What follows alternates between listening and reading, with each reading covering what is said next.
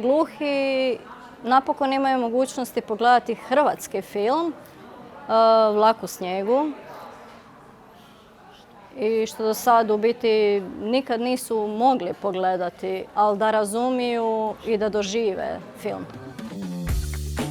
Film svima je program kojim se inkluziviraju filmovi nastali na hrvatskom jeziku na način da će primjerice film biti opremljen snimkom prevoditelja za hrvatski znakovni jezik i da će biti opremljen titlovima za nagluhe osobe te audiodeskripcijom za slijepe i slabovidne osobe.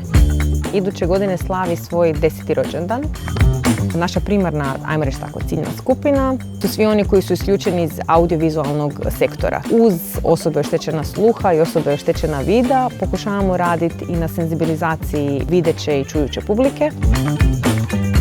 Ukupno je prilagođen 71 film i nalazi se u Film svima medijateci, od recimo klasika, od Vlaka u snijegu, H8, pa preko filmova koji su prilagođeni u istoj godini kada su nastali.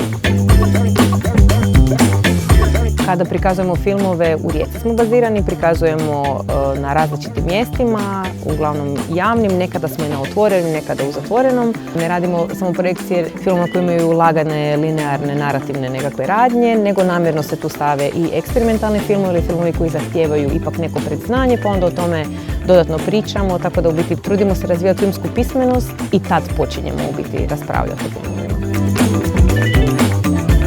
Svakako bismo željeli tu poruku poslati i drugim kinima da se uključe, da omoguće sadržaj koje bi dodatno pospješile mogućnost da se i različite grupe ljudi aktivno uključuju u život kina. Inkluzija je lagana, jednostavna i moramo je raditi zajedno. Voljela bi da to ne bude samo recimo na nekim festivalima, samo povremeno, nego tekući kino repertoar da uključi inkluzivne projekcije za sve dobe.